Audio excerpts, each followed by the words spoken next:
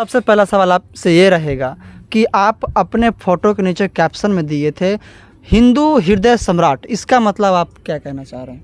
मान सकते हैं कि आप हिंदुओं के नेता? जी, हम संगठन में थे, विश्व हिंदू परिषद में थे और आरएसएस में भी थे। संघ के लिए तो हम काम किए हैं। मड़वन में हम विश्व हिंदू परिषद के उपाध्यक्ष रह चुके हैं। मतलब आप साफ तौर पे कह रहे हैं कि आप हिंदू के नेता ही हैं।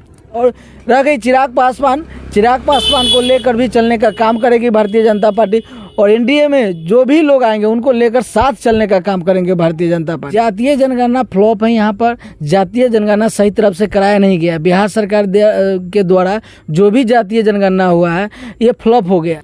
नमस्कार, आप लाइव समाज तक देखना शुरू कर चुके हैं। मड़वन प्रखंड से जो नए बीजेपी का प्रखंड अध्यक्ष बने हैं उनका नाम राम नरेश सहनी जी है, जो पहले भी वैशाली लोकसभा से प्रकोष्ठ अध्यक्ष थे ना, प्रकोष्ठ कोर कमेटी का सदस्य थे और अब बीजेपी से मड़वन प्रखंड का अध्यक्ष भी बन चुके हैं। तो पहले से इनके ऊपर और भी जिम्मेदारियां बढ़ गई है अपने प्रखंड को लेकर के। तो आइए इनसे बात करते हैं और उन सवालों का जवाब इनसे लेते हैं कि अब प्रखंड अध्यक्ष बनने के नाते वो अपने प्रखंड में किस तरह का कार्य करेंगे और किस तरह से अपने पार्टी में जनताओं को जोड़ेंगे, और 2024 का जो लोकसभा चुनाव है उसमें इनका किस तरह का रोल रहेगा। आइए इनसे जानते हैं। तो राम नरेश सहनी जी, आपको सबसे पहले हमारे चैनल में बहुत बहुत स्वागत है। आप लोग को भी बहुत बहुत धन्यवाद, और तमाम मड़वन प्रखंड के जनता और भारतीय जनता पार्टी के जिला कमेटी को बहुत बहुत धन्यवाद देते हैं कि इस पद पर हमें मनोनीत किए प्रखंड अध्यक्ष के लिए। मैं इसके लिए आभार प्रकट करता हूं। मेरा सबसे पहला सवाल आपसे ये रहेगा कि आप अपने फ़ोटो के नीचे कैप्शन में दिए थे हिंदू हृदय सम्राट, इसका मतलब आप क्या कहना चाह रहे हैं? देखिए, सबसे पहले तो हम संघ से जुड़े हुए थे, लोग थे, और हमने ये स्लोगन नहीं दिया। ये जनता और जो लोग फेसबुक पर अपना जो भी पोस्ट किए वो लोग दिए थे, समर्थक मेरा इस पोस्ट को दिए थे। मुझे सर आप बताएं कि आपका गलती नहीं, आप उस पर टाइप नहीं लिखे नहीं थे? जी, वो हम टाइपिंग नहीं किए थे, वो हमारे समर्थक लिखे थे। और समर्थक जो भी किसी को रोक नहीं सकते। सोशल मीडिया का ज़माना है और उसके मर्जी, उसके अंदर जो दिलचस्पी होता है वो लिखता है। मान सकते हैं कि आप हिंदुओं का नेता? जी, हम संगठन में थे, विश्व हिंदू परिषद में थे और आरएसएस में भी थे। संघ के लिए तो हम काम किए हैं। मड़वन में हम विश्व हिंदू परिषद के उपाध्यक्ष रह चुके हैं। मतलब आप साफ तौर पे कह रहे हैं कि आप हिंदू के नेता ही हैं? देखिए, अब हम हिंदू क्या बोलते हैं उसके लिए हम संगठन के काम किए। अब जनता जो हमें नाम देंगे हम रोक थोड़े सकते हैं। तो आप बताइए, प्रखंड में आप अध्यक्ष बने हैं, प्रखंड अध्यक्ष बीजेपी पार्टी से, जो भी केंद्र का सबसे शक्तिशाली पार्टियों में से एक है। तो आप बताइए कि प्रखंड स्तर पे आपकी पार्टी किस तरह से काम करेगी और आप किस तरह से योगदान देने वाले हैं, क्योंकि आप प्रखंड अध्यक्ष भी हैं? देखिए, पार्टी सबसे पहले तो सभी जाति सभी धर्म को लेकर संगठन के लिए काम करेंगे। संगठन में सभी जाति सभी धर्म के लोग को एकजुट लेकर चलने का काम करेंगे। और भारतीय जनता पार्टी एक जाति का पार्टी नहीं, किसी एक धर्म का पार्टी नहीं, सभी धर्म सभी जाति का पार्टी है। और मड़वन प्रखंड में अगर हमें दायित्व मिला है तो भारतीय जनता पार्टी जो पिछले वित्तीय वर्ष जो भी प्रखंड अध्यक्ष के नेतृत्व में काम हुआ है उससे अधिक काम होगा भारतीय जनता पार्टी का, और संगठन इससे ज़्यादा मजबूत होगा। और 2024 में भारतीय जनता पार्टी की और 25 में दोनों में भारतीय जनता पार्टी की सरकार बनेगी, केंद्र में और बिहार में भी। केंद्र में और बिहार में भी। लेकिन अगर देखा जाए अभी फ़िलहाल में जातीय जनगणना हुई है, तो आपको क्या लगता है कि जातीय जनगणना का असर बीजेपी पार्टी पे कुछ पड़ने वाला है? और जातीय जनगणना फ्लॉप है। यहाँ पर जातीय जनगणना सही तरफ से कराया नहीं गया। बिहार सरकार के द्वारा जो भी जातीय जनगणना हुआ है ये फ्लॉप हो गया है। आप किस प्रकार कह सकते हैं, कैसे कह रहे हैं? जातीय जनगणना जो जमीनी स्तर पर होना चाहिए तो वो नहीं हो पाया, हुआ है, अधूरा रह गया है जातीय जनगणना। क्या अधूरा रहा है, कुछ बताइए, क्या अधूरा रहा है? जिस तरह बहुत सारे उपजातियों को छोड़ दिया गया है। अच्छा। बहुत सारे हर एक जाति में उपजाति है, बहुत सारे जाति को उपजाति को एक साथ करके जनगणना किया गया और बहुत सारे जाति को उपजातियों को छोड़ दिया गया, कई टुकड़ों में बांटकर जातीय जनगणना किया गया है, जिसके कारण जातीय जनगणना सफल नहीं हुआ है। चलिए, जातीय जनगणना पे ही हम एक और सवाल कर रहे थे आपसे। अभी सबसे बड़ी, अगर आपसे बोला जाए या फिर आप भी जानते हैं, पूरे बिहार में सबसे ज़्यादा जनसंख्या में जो कोई जाति है तो वो यादव है, ये तो आपको पता है अच्छे से। और दूसरी सबसे बड़ी पार्टी है वो है पासवान, मतलब दुसाध जाति की। तो मेरा सवाल आपसे ये है, चिराग पासवान अपने आप को बीजेपी का हनुमान मानते हैं, वही बिहार में आकर के जो अभी फ़िलहाल में आप देखे होंगे जो उनका अध्यक्ष है पार्टी से, बीजेपी पार्टी का जो अध्यक्ष है अभी जो आए थे हाल ही में पटना में आकर के बोले हैं कि अब हम बिहार में किसी को अपने कंधे पर नहीं बैठाएंगे। इसका आप मतलब क्या समझ रहे हैं कि अब चिराग पासवान को सही बात है। भारतीय जनता पार्टी बहुत दिन तक अपने कंधे पर बैठाकर बिहार में सरकार चलाने का काम किया, मगर अब भारतीय जनता पार्टी अपने कंधा पर लेकर बिहार को चलने का काम करेगी।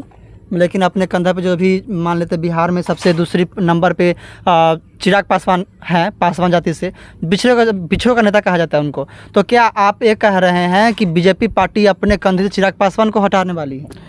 ऐसी बात नहीं है। देखिए, जातीय जनगणना और जातीय को हम नहीं मानते हैं। हमारे लिए सभी जाति एक समान है और हम मानव को मानते हैं। अच्छा। और सभी जो भी जाति है सभी जाति को लेकर चलने का काम करती है भारतीय जनता पार्टी।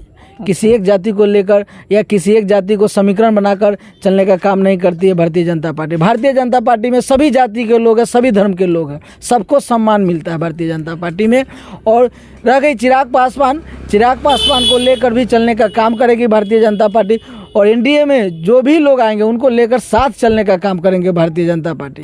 किसी को साइड नहीं किया जाएगा, किसी को ऐसा महसूस नहीं होगा कि हमें छोड़कर चलने का काम कर रहा है। लेकिन ऐसा समझ में भी आ रहा है कि अभी जाति जनगणना होने की वजह से बहुत ऐसे जाति के जो समाज के लोग हैं वो अपना जाति की संख्या जान करके वो एक्टिव हो गए हैं और बीजेपी से नाराज़ हो करके वो उनसे अलग हो रहे हैं। इस ऐसा को क्या लगता है? बहुत सारे जाति है जो जाति के नाम पर पार्टी पॉलिटिक्स करता है ताकि जात का संख्या दिखाकर अपने आप को दुकान चलाना।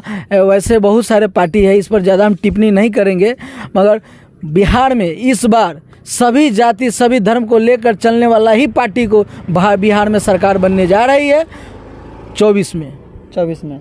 और चलिए रामनरेश सहनी जी हैं, इनके बारे में कुछ और आपको बताना चाहूँगा। ये अभी जिस तरह से बयान दिए हैं, हिंदुओं का नेता, जैसे पहले आरएसएस में भी थे, ये खुद अपने मुंह से बताया है। तो हमारा सवाल अगला इनसे ये रहेगा कि प्रखंड पे तो अध्यक्ष बन गए, लेकिन आप पंचायत लेवल पे मतलब बूथ लेवल पे किस तरह का काम करने वाले हैं और किस तरह से आदमी को जोड़ने वाले हैं? बूथ लेवल पर भारतीय जनता पार्टी के बूथ अध्यक्ष तक बूथ जीतो विधानसभा जीतो, बूथ जीतो लोकसभा जीतो, इस तरह का मैं कमेटी बूथ लेवल तक बनाने का काम करेंगे ताकि पार्टी को बड़े पदाधिकारी या बड़े नेता को कोई दिक्कत नहीं होगा आने वाला चुनाव में। बूथ इस तरह कमेटी बनेगा कि जो भी जिसको भी उम्मीदवार पार्टी बनाकर भेजेगी मड़वन में वो बूथ पर जीतेगी। आपका योजना क्या है जिस प्रकार से आपसे लोग जुड़े?